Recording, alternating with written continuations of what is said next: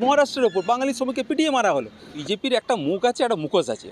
একটু যদি তাদের দেখুন, মনুবাদী দল না, আদিবাসীদের কোনোদিন আমার বলতে খুব খারাপ লাগছে, মানুষ বলে মনেই করতো না। নিজেরাই যে বাঙালি নেতারা আছে বিজেপির না, তারাও কোণঠাসা হয়ে যায়, তারা বুঝতে পারছে, কিন্তু ওই যে প্রভুদের ভয়, সেই কিছু হিটলার মেরেছিল গ্যাস চেম্বারে ঢুকে, আমাদের বাঙালিকে মারার প্রচেষ্টা করছে সেই ডিটেনশন ক্যাম্পে ঢুকে। এই উত্তরটা নিশ্চয়ই নরেন্দ্র মোদী পাবেন, সামনে নির্বাচন আছে, যে জবাবটা উনি পাবেন দেখবেন, আমার মনে হয় দিল্লির চেয়ারটা নড়ে যাবে। যে ধাক্কা বিজেপি খাবে দেখবেন দিল্লির চেয়ারটা নড়ে যাবে। মহারাষ্ট্রের বুকে একেবারে আমাদের বাঙালি শ্রমিক পুরুলিয়ার বাসিন্দা সুখেন মাহাতোকে একেবারে পিটিয়ে খুন করেছে, কি বলছেন? দেখুন, পরিস্থিতি তো কিছুদিন ধরেই তো এরকম চলছিল। এই বিজেপি সরকার 2014 থেকে আসার পর খুচখাচ বাঙালিদের উপর অত্যাচার দেশ জুড়ে হচ্ছিল, কিন্তু ইনসিডেন্ট কিছু ঘটনা যদি আপনার দেখি, দেখুন আমি কি বললাম, আপনি কি বললেন, কিংবা বিভিন্ন চ্যানেলে সন্ধ্যেবেলা খাপ পঞ্চায়েত বসে কি বললো, তাতে কিছু আসে যায় না। কিছু প্রমাণ আপনাকে দিচ্ছি, এটা আমরা দেখতে পেয়েছি। শুধুমাত্র সাধারণ লোক না, বিজেপির এই সায়ন বিশ্বাস এবং সাম বিশ্বাস বলে একজন মতুয়া ভাই, তারা কিন্তু মহারাষ্ট্রে গিয়ে তারা জেলে বন্দী হয়ে গেছিলেন। তারা কিন্তু আবার এই সুকান্ত মজুমদারের কাছে সাহায্য চেয়েছিলেন। সেখানে তারপর কী হয়েছিল, অভিষেক বন্দ্যোপাধ্যায় হস্তক্ষেপ করে ব্যাপারটা মিটিয়েছিল, তো এটা চোখের সামনে দেখতে পেয়েছে। আমরা এও দেখতে পেয়েছি রাজু শেখ মানে একজনকে এই পেল অর্ডার করে তুলে বাংলাদেশে তুলে ফেলে দিয়ে এসেছিল, তারপর আবার মাথায় চাঁটা খেয়ে তাদেরকে আবার ফেরত আনতে হয়েছিল। এবার হ্যাঁ, এই বলছি এরকম সোনালী বিবি তো আপনার চোখের সামনে দেখতে কী পরিস্থিতি হলো, আদালতের নির্দেশ আমরা একটা পরিস্থিতি যে চলছে বাঙালিদের ওপর, বাঙালি দেখলেই যে বিভিন্নভাবে দাগিয়ে দেওয়া, বাংলাদেশি তাদের ভাষা ইত্যাদি নিয়ে। আমি বলছি না, দেখুন আসামের একজন বর্ষিয়ান কংগ্রেস নেতা আছে, তিনি একবার মনে হয় তার নাম বিধুভূষণ, সম্ভবত বিধুভূষণ দাস, তিনি গিয়ে ফেলেছেন আমার সোনার বাংলা আমি তোমায় ভালোবাসি। খুব অন্যায় গরিব কাজ করে ফেলেছিলেন। এখন বলছে বাংলাদেশের সাথে সম্পর্ক খুব ভালো করতে হবে, কিন্তু রবীন্দ্রনাথ ঠাকুর কিন্তু আমাদের লোক, আমাদের বাংলার কৃষ্টি, বাংলার সংস্কৃতি, তাকে রাষ্ট্রদ্রোহের নোটিশ পাঠাতে ইউপিএ ধারা দেওয়া হয়েছে। মানে বুঝতে পারছেন বাংলা ভাষার ওপর, বাঙালিদের ওপর এর কতটা এই বাংলা বিরোধীদের বিশ্বাস। এবার যে পরিস্থিতি উদ্ভব করেছে সম্পূর্ণ দায়িত্ব ওদের। আর এই গতকাল যে ঘটনাটা ঘটলো, যে মহারাষ্ট্রের ওপর বাঙালি শ্রমিককে পিটিয়ে মারা হলো, এখন মাননীয় সাংসদ অভিষেক বন্দ্যোপাধ্যায় দেখছেন, আর বাঙালি কিন্তু সারা দেশ জুড়ে দেখে 86% মানুষ ওয়েস্ট বেঙ্গলে। সুখেন মাহাতো তো মুসলিম সম্প্রদায়ের লোক না, ওরা মুসলিম দেখলে বাংলাদেশি বলে, সুখেন মাহাতো তো সনাতনী না, ব্যাপারটা দেখুন, না এটা কোনো ব্যাপার নেই। বাঙালিতে বর্তমান বাংলার যে নেতাগুলো আছে না, বিজেপির নেতাগুলো, তাদেরকে না কেউ দিল্লির নেতাগুলো চাকর বাকর মনে করে। কেন চাকর বাকর মনে করে? কোনো কারণ আছে। দেখবেন 2014 সালে 2টো এমপি পেলো, 2019-এ আপনার দেখবেন 18টা এমপি পেলো, আবার দেখবেন 12টা এমপি পেলো, এইভাবে 32-33টা মতো এমপি ওরা পেয়েছিল। কিন্তু তাদেরকে মনে করুন একটা পূর্ণমন্ত্রী দেওয়ার, মানে ক্যাবিনেট মিনিস্ট্রি দেওয়ার মতো যোগ্য মনেই করলো না। তার মানে এদের চাকর বাকরের মতো ব্যবহার করে ফেলে দেয়। শুধু বঞ্চিত শুধু সাধারণ মানুষ পশ্চিমবঙ্গের হচ্ছে না, বিজেপি নেতা নেত্রীরাও হচ্ছে। ওদের তো এটা বুঝতে হবে, বাঙালি যদি হয়ে থাকে, বিজেপি নেতাদের আবার বলছি, তারা যদি সত্যিই বাঙালি বলছে, কিছু কিছু উত্তর কলকাতার নেতা বলছে বিজেপিটা তো শ্যামাপ্রসাদের পার্টি, বাঙালির পার্টি নয়, বাঙালি কোণঠাসা হয়ে যাচ্ছে, আমরা কোণঠাসা। ওরা নিজেরাও বুঝছে, বঞ্চিত ওরাও হচ্ছে, বাঙালিদের কোণঠাসা হচ্ছে। নিজেরাই যে বাঙালি নেতারা আছে বিজেপির না, তারাও কোণঠাসা হয়ে যায়, তারা বুঝতে পারছে, কিন্তু ওই যে প্রভুদের ভয় কিছু বলতে পারছে না। বললেই দেখবেন তাদেরকে আমাদের মাননীয় অভিজিৎ গঙ্গোপাধ্যায় তিনিও বলছে বাঙালিদের ওপর এইভাবে ঠেসে ধরা হচ্ছে, বাঙালিদের কোণঠাসা করা হচ্ছে, বাঙালির নেতাদেরও কোণঠাসা করে, তার এগুলো হয়েছে। এই বিজেপি শাসিত রাজ্যে দেখা গিয়েছিল যে বাংলা ভাষায় কথা বলে যে বাংলাদেশি তকমা দিচ্ছিল, মাংস রাখার নাম করে নানা রকম তাদের ওপর বিরূপ প্রতিক্রিয়া দেখা গিয়েছে। কিন্তু যে সুখের মতো তিনি আদিবাসী সম্প্রদায়ের মানুষ, এই বিজেপি বঙ্গ বিজেপি তারা আদিবাসীদের প্রতি দরদ দেখায়, তাহলে এখন কেন তারা চুপ? দেখুন, বিজেপির একটা মুখ আছে, একটা মুখোশ আছে। একটু যদি তাদের দেখুন, মনুবাদী দল না, আদিবাসীদের কোনোদিন আমার বলতে খুব খারাপ লাগছে, মানুষ বলে মনেই করতো না। কারণ ওদের যে ছত্রছাত্রে যা লেখা আছে না, তাদের সেগুলো আপনারা দেখলে বুঝতে পারবেন। মানে এই সমাজের প্রতি আদিবাসী মানে নিম্নবর্গের মানুষের প্রতি কী মনোভাব পুরো প্রশ্ন। হেড গোয়ার্কার মানে যে ওদের যে প্রতিষ্ঠাতা, তারা মনে করতো শূদ্র মহিলারা যদি বিবাহ করে তাদের প্রথম অধিকার হবে মানে উচ্চবর্ণের মতো। সাধারণ এই নিম্নবর্গের মানুষের প্রতি কী বিশ্বাস আমরা দেখতে পাচ্ছি, কি তাদেরকে নিম্নবর্গের তাদেরকে নোংরা জল খাওয়ানো হচ্ছে, তাদের ঘাস খাওয়ানো হচ্ছে, নোংরা জল খাওয়ানো হচ্ছে, তাদেরকে মানুষ বলে মনেই করে না। তাদের তো এই স্বাভাবিক ব্যাপার, এটা বিজেপির ক্ষেত্রে এটা স্বাভাবিক। ওরা তো মনে করে একটা মনুবাদী দলের ক্ষেত্রে এটা কোনো নয়। কিন্তু দেখা যাচ্ছে বিজেপি দেখবেন এই স্বৈরাচারী শাসক না, সেই হলোকাস্টের যুগ, আপনি সেই হিটলার সময় যদি দেখবেন, দ্বিতীয় বিশ্বযুদ্ধের সময়, তো একটা হলোকাস্টের পটভূমি তৈরি হয়েছিল। সেই সময় না কিছু মানুষকে তারা ওই মানে অনাগরিক করে রাখার প্রক্রিয়া, ওই যে গ্যাস চেম্বার বলেছে ওই জায়গায়, মানে সেই মানে ওর একটু হাইটেক পটভূমি আমাদের বর্তমান সরকার।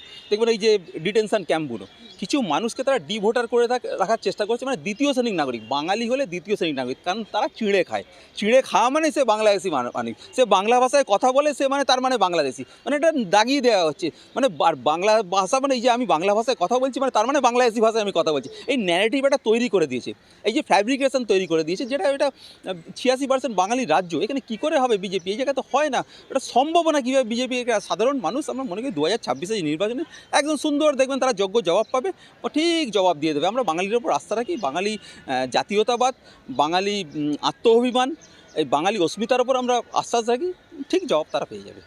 এই বাঙালি ব্রিটিশ তাড়িয়েছিল, এবার এই বাঙালিকে আরএসএস তাড়াবে? শুনুন, বাঙালি এমন একটা ভয়ঙ্কর জাতি না, সেই নেতাজি সুভাষচন্দ্রের কথা যদি বলে থাকেন না, সেই নেতাজি সুভাষচন্দ্র কিন্তু সেই সময় একটা সময় মনে হয়েছিল ওই কী বলে ওই কী বলে শান্তির বাণী দিয়ে আমাদের ক্ষমতায় আমরা ব্রিটিশ বয়ে ছেড়ে চলে যাবে, কিন্তু সম্ভব হয়নি। সেই সময় নেতাজি সুভাষচন্দ্র বসু একটা কীরকম ফোর্স তৈরি করেছে ভেবে দেখুন, আজাদিন ফৌজ তৈরি করে ব্রিটিশকে চোখে চোখ রেখে, সেই একটা 1911 সালে দেখবে সেই মোহনবাগান ক্লাব একবার ব্রিটিশের বুকে লাথি মেরে আইপিএল জিতেছিল, সেই ব্রিটিশের বুকে যে লাথি মারা যায় সেটা কিন্তু নেতাজি সুভাষচন্দ্র দেখে 1911 সালে যে ফুটবলের লাথি মেরেছে, সেটা গিয়ে আবার কিন্তু সেই লাথিটা কিন্তু নেতাজি সুভাষচন্দ্র ব্রিটিশের বুকে লাথি মেরে তাড়ানোর জায়গায় করেছিল। ভারতবর্ষের প্রথম প্রধানমন্ত্রী যদি বলে নেতাজি সুভাষচন্দ্র বসু, কিন্তু আমরা আশ্চর্য, এই যে নতুন সরকার এসছে তারা তো আমাদের ফাইল খুঁজে পাচ্ছি না, তার শেষ পরিণতি আমরা জানতে পারছি না, কী হয়েছিল কী জানতে হবে। তারা বলে নেতাজি সুভাষচন্দ্র ডক, তার নাম শ্যামাপ্রসাদ, শ্যামাপ্রসাদ নিশ্চয়ই সম্মানের জায়গা, আমাদের বাংলার মানুষ চেঞ্জ করার কি আরও তো জায়গা ছিল, সম্মানজয়ী জায়গাতে নামটা পরিবর্তন করে সম্মান জানাতে হবে। সে বাঙালিদের উপর এইভাবে চলে, ওরা করে। শুভেন্দু অধিকারী বলছেন যে এদের বোকা বানানো হয়েছে 26 আর নয়, এবার হিন্দুরা একজোট আছে, সাধু সন্তরা বিজেপির সঙ্গে রয়েছে, সেখান থেকে এই ঘটনা সুখেন মাহাতো। দেখুন, এখন শুভেন্দু অধিকারী কি বলে, এখন ওনারকে কথা বলতে হবে। উনি তো এখন বারে বারে তো আইডিওলজি চেঞ্জ করে, উনি নিজেকে বড় বিপ্লবী মনেও করেন। উনি কত বড় বিপ্লবী, তো উনি যখন একটা কাউন্সিলর ছিলেন, কাউন্সিলর থেকে ওনাকে মমতা ব্যানার্জি বিধায়ক বানিয়েছেন, সাংসদ বানিয়েছেন। আর 1998 সালে যখন তৃণমূল কংগ্রেস তৈরি হয়েছিল, উনি কিন্তু তৃণমূল কংগ্রেস ছিলেন না। সেই সময় কন্টাই নির্বাচনে ওনার বাবা প্রার্থী হয়েছিলেন এবং 3 নম্বর হয়েছে, তৃণমূল কংগ্রেস থেকে 2 লাখের বেশি ভোট পেয়েছিলেন। উনি কত বড় বিপ্লবী তার উদাহরণ। এবার উনি বিভিন্ন সময় বিভিন্ন ন্যারেটিভ তৈরি করেন, এমন কিছু বলেন, বোমা ফাটান, কিছু বলে। ওনাকে দেখুন সিরিয়াসলি বাংলার মানুষ নেয় না।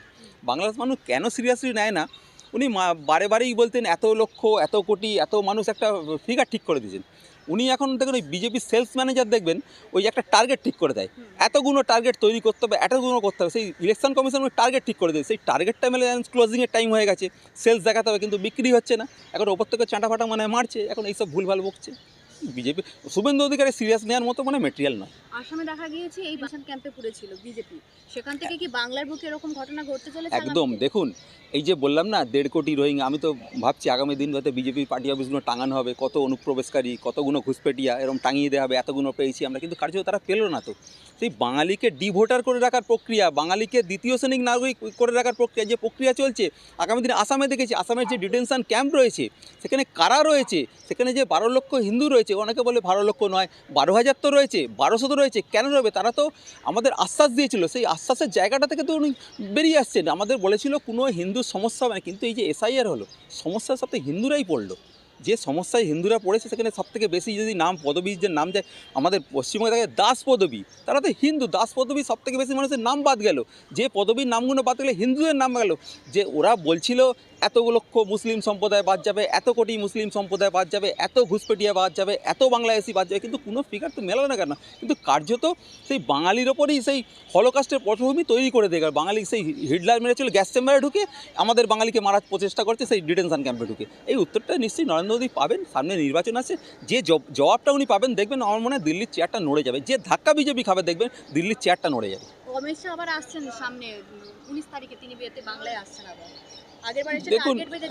দেখুন আপকে বাদ 200 বার বলে তো উনি তো এসেছিলেন। এখন দেখুন নির্বাচন আসছে, দেখুন এই যে ঠান্ডার সময় এলে দেখবেন লোকে কেক আসে, ঠান্ডার সময় পরিযায়ী পাখি আসে, গরমকাল এলে দেখবেন আমের মুকুল আসে। নির্বাচন এসছে, অমিত শাহ আসবেন, বড় বড় ডায়লগ দেবেন, গরম গরম ডায়লগ দেবেন, চলে যাবেন। কিন্তু সমস্যা কী হবেন, তো একদম গ্রাসরুটের সাধারণ কর্মী যারা বিজেপির কর্মীরা, তাদেরকে উত্তক্ত করে যাবেন, পরিস্থিতি উত্তক্ত করবেন। কিন্তু কার্যত মমতা ব্যানার্জি যে দেখুন, ওরা যে আশ্বাসগুলো দিয়ে এসছিল, 15 লাখ টাকার কালোধন ওরা এনে প্রত্যেকের অ্যাকাউন্টে ঢুকিয়ে দেবে, কিন্তু পরে তারা সেটা অমিত শাহ নিজেই বলেছে এটা জুমলা ছিল।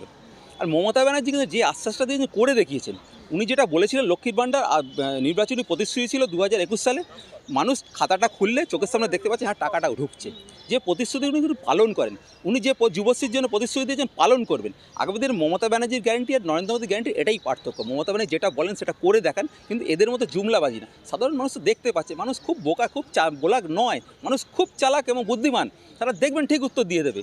লক্ষ্মীর ভান্ডার নিয়ে মুখ্যমন্ত্রী যখন ঘোষণা করেছেন টাকা বাড়ানোর কথা, তখন শুভেন্দু অধিকারী বলছেন যে আমরা ক্ষমতা এলে 3000 টাকা করে লক্ষ্মীর ভান্ডার দেব। হ্যাঁ, তাহলে আপনি বুঝতে পারছেন যে উনি বলেছিলেন গত কয়েকদিন আগে যে এই লক্ষ্মীর ভান্ডার, ভিক্ষা ভান্ডার মেয়েদেরকে টাকা দিয়ে কিনে একদম নিচ্ছে। একদম একদম আপনি কদিন আগে দেখবেন এটা, মানে উনিই বলেছিলেন কিছু, যখন লক্ষ্মীর ভাণ্ডারটা ঘোষণা করা হয়েছিল উনি বলেছিলেন ওইটা হচ্ছে ভিখিরি, চাকর বাকর, চটিচাটা, 500 টাকার ভিখিরি, উনিই কিন্তু বলেছিলেন। কিন্তু কয়েকদিন পর পুরো 180 ডিগ্রি ঘুরে গিয়ে তিনি বলছেন আমরা যদি ক্ষমতায় আসি 3000 টাকা দেবো। 3000 টাকা তুমি 50,000 টাকাও দিতে পারো, কিন্তু মানুষ কিন্তু বিশ্বাস করবে না।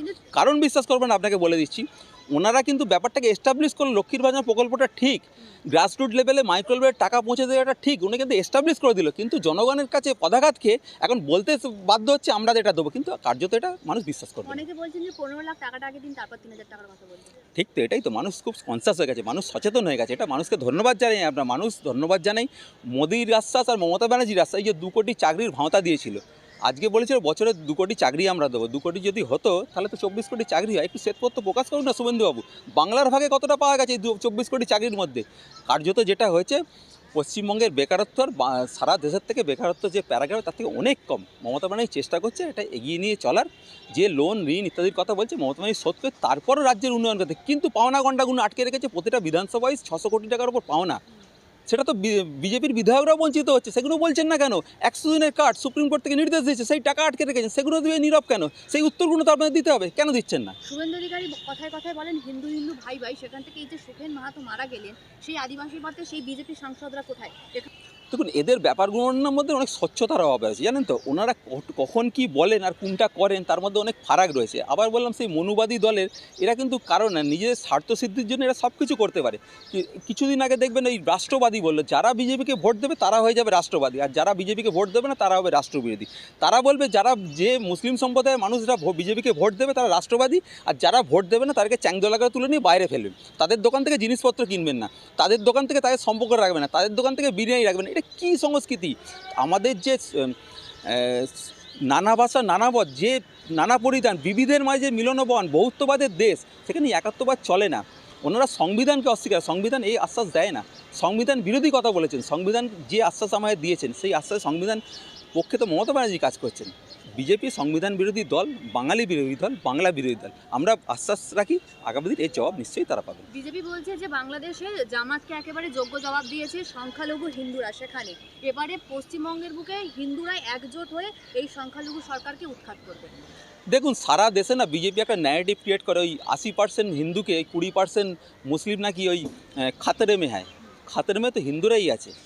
কেন খাতরে মে আছে? এই যে সামনে SIR হলে যাদের নাম বাদ গেল কিন্তু তাকে হিন্দু, যে পরিমাণ নাম বাদ গেল আপনারা দেখবেন, শুভেন্দু অধিকারী জিজ্ঞেস করেন, আমি কলকাতার মধ্যে থাকি, যে পরিমাণ নাম ঘুরে পায় তাদের হিন্দুদের নাম বাদ গেছে, কিন্তু মুসলিম আমরা ঘুষপেটিয়া যেটা বলছিল খুঁজে পাওয়া যায়নি। সেই যাদের ডাকা হলো, সেই যাদের জাতীয় পতাকার সাথে কানেকশান রয়েছে, সেই নেতাজি সুভাষচন্দ্রের পরিবারকে ডাকা হলো, তার মানে তাদেরকে অপমান করা হলো। অমর্ত্য সেনকে ডাকা হলো, তাদেরকে অপমান করা, তাদের যে ফেস লস, এই যে বাঙালির ফেস লস, হিন্দুদের ফেস লস, তার উত্তরটা তো শুভেন্দু অধিকারী নিশ্চয়ই দেবে। আগামী দিন আশা করছি শুভেন্দুবাবু দেবে, যেদের ডেকে ওনাদের পাড়া দীপক অধিকারী দেব, ওনার তো কেন্দ্রের মনে হয় ভোটার, উনি তো বলতে পারবেন আরও। ওনাকে ডেকে উনি কি রোহিঙ্গা, উনি কি বাংলাদেশ অনুপ্রবেশকারী, উনি কী, ওনাকে তো বলতে হবে। এবার দেখলাম একটা প্রখ্যাত চ্যানেলে তাকে ডাকা, সারাদিন তিনি ডিমের কুসুম, অমুক কুসুম, তমুক কুসুম বলে বেড়াচ্ছিলেন, তাকেও তো ডাকা হলো। এখন ওনাকে উত্তর দিতে, উনি কোন দেশ থেকে এসেছেন? আমি যত শুনতে পেয়েছি শুভেন্দুবাবুর মা নাকি পাকিস্তান থেকে এসেছিলেন 1960 সালে। ওনাকে তো এই উত্তরগুলো ওনাকে সাব্যস্ত করতে হবে। দেখুন, শুভেন্দু অধিকারীকে কেউ সিরিয়াসলি নেয় না আমার মনে হয়। উনি বকেন, উনি বাজারে থাকতে চান, কারণ ওনার ED CBI থেকে বাঁচতে, নিজের টাকা পয়সা বাঁচাতে বিজেপিতে গেছেন, ভালো স্কুলে পড়তেন, তৃণমূল কংগ্রেস ছিলেন, সেই যোগ্যতায় উনি বিরোধী দলনেতা হয়েছেন। আগামী দিনে আমার মনে হয় না উনি বিরোধী দলনেতার জায়গাটা থাকবেন, তার জন্য 30টা সিট পেতে হয়। আমার মনে হয় না বিজেপি সেই জায়গাটায় পৌঁছবেন। 26-এ তাহলে বিজেপির কি জামানত জব্দ হবে? দেখুন, আমরা তো গণতন্ত্রপ্রেমী মানুষ, বাংলার 10 কোটি 12 কোটি মানুষকে নিয়ে মমতা ব্যানার্জি সবাইকে নিয়ে থাকতে পারেন। এনারা তোষণের রাজনীতি বলেন, কিন্তু মমতা ব্যানার্জি তোষণ সত্যিই করেন। যখন ওই দুর্গাপুজো আসে 1,10,000 টাকা প্রত্যেকটা ক্লাব বুনেকে দেয়, কিন্তু এই বিজেপির মতো নেতারা তারা গিয়ে কিন্তু কোর্টে গিয়ে মামলা করে কেন দেওয়া হয়েছে? মমতা ব্যানার্জি যে দুর্গাঙ্গন তৈরি করে এই বিজেপির লোকেরা হাসাহাসি করে। এই যে জগন্নাথ ধাম করে সেই প্রসাদ যদি দেখা হয় তাকে বলে পচা প্রসাদ বলে অপমান করে। কারা হিন্দু বিরোধী, কারা সংস্কৃতি বিরোধী? মমতা ব্যানার্জি যদি পার্ক স্ট্রিটে মুসলিম সম্প্রদায়ের মানুষ সভাস্থলে যায়, মমতা ব্যানার্জি কটাক্ষ করে। মমতা ব্যানার্জি সবাইকে নিয়ে থাকে, সবাইকে নিয়ে থাকতে ভালোবাসে। উনি খুব সাধারণ মানুষ। সাধারণ কেন বলছি, উনি ভেবে ওইভাবে কথা বলেন। উনি যেরকম বাড়িতে এবং বাংলার মানুষকে নিজের লোক মনে করে বাড়ির লোকের সাথে যেভাবে কথা বলতে খুব সাধারণ পদ্ধতিতে উনি কথা বলেন, মানুষকে নিয়ে থাকতে পারেন।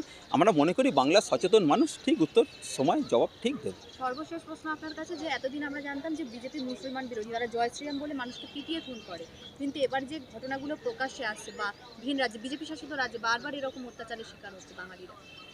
দেখুন, বাঙালিরা অত্যাচারিত হচ্ছে তো চোখের সামনে আমরা দেখতে পাচ্ছেন। শুধু বাঙালিরা অত্যাচারিত হচ্ছে না, বঞ্চিত হচ্ছে। শুধু আমাদের আগে বললাম বিজেপির নেতা নেত্রীরাও তো বঞ্চিত হচ্ছে। ওদের এতগুলো সাংসদ একটা পূর্ণ মন্ত্রী দিতে পারলো না, একটা পূর্ণ ক্যাবিনেট মিনিস্টার দিতে পারলো না, 2014 থেকে 32খানা এমপি পেলো।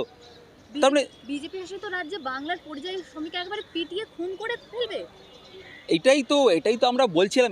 এরা তো স্বীকার করছিল না, এটা চোখের সামনে দেখতে পাচ্ছে। শুধু বিজেপির নেতা নেত্রী, বিজেপির কর্মী, তারা এসে সুকান্ত মজুমদারকে মানে প্রভুদের ভয়ে তারা কিন্তু কথা বলতে পারছে না। তাদের কর্মীদের পেটানো হচ্ছে, জেলে ঢুকিয়ে দেওয়া হচ্ছে, অত্যাচার পেড লেটারে তুলে ফেলে দেওয়া হচ্ছে, তাদের আবার আদালতের চাঁটাকে ফেরত নিতে হচ্ছে। মানে কত বড় অপমানটা বুঝে রাখুন। একটা সরকার পেট্রোলকে ফেলে এলো, তাদেরকে আবার নিয়ে আসতে হচ্ছে। সোনালী বিবির ক্ষেত্রে সারা দেশ তো দেখলো। তার মানে বিজেপি এগুলো তৈরি করছে, বাঙালিকে অপমান, বাঙালি অস্মিতার উপর আঘাত আনার চেষ্টা করছে। এর জবাব তো বিজেপি পাবেই, বাঙালি দেবে। 86% বাঙালি, তারা ভুলবে না।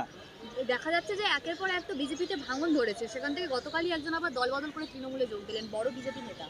দেখুন, বিজেপির ক্রমশ যে ক্ষয়িষ্ণু শক্তি, সেটা কিন্তু ওই 2021-এর পর থেকেই মোটামুটি বুঝতে পেরেছিলেন। 2019-এ ওই 18 সিট পাওয়ার পর সবাই ভেবেছিল বোধহয় ক্ষমতায় চলে আসবে, কিন্তু কার্যত এগুলো হয়নি। তারা বিভিন্ন এজেন্সিগুলোকে কাজে লাগিয়ে তারা ভেবেছিল বোধহয় ইডি এসে বিজেপির বাসন মেজে দেবে, আর সিবিআই এসে বাড়ি ঝাঁট দিয়ে দেবে, আর ওরা ক্ষমতা দখল করবে। সেটা তো হয়নি। তারপর বিভিন্ন পরিযায়ী নেতা ফেতা এনে অনেক কিছু করেছিল, জয়েন ফাইন করেছিল, কিন্তু ক্রমশ দেখবে 2024 সালে ওনার সিটটা 12টা হয়ে গেল। মানুষ চোখের সামনে দেখছে কারা সরকার মানুষের পাশে আছে, মানুষের পাশে থেকে কাজ করছে। ক্রমশ দেখবেন ওদের বিধায়ক চলে যাচ্ছে, সাংসদ চলে যাচ্ছে, ভোটার চলে যাচ্ছে, কর্মী চলে যাচ্ছে। আগামী দিনে আমার মনে হয় বিজেপি ওই বিরোধী আসনটা ধরে রাখা খুব সমস্যার জায়গা হবে।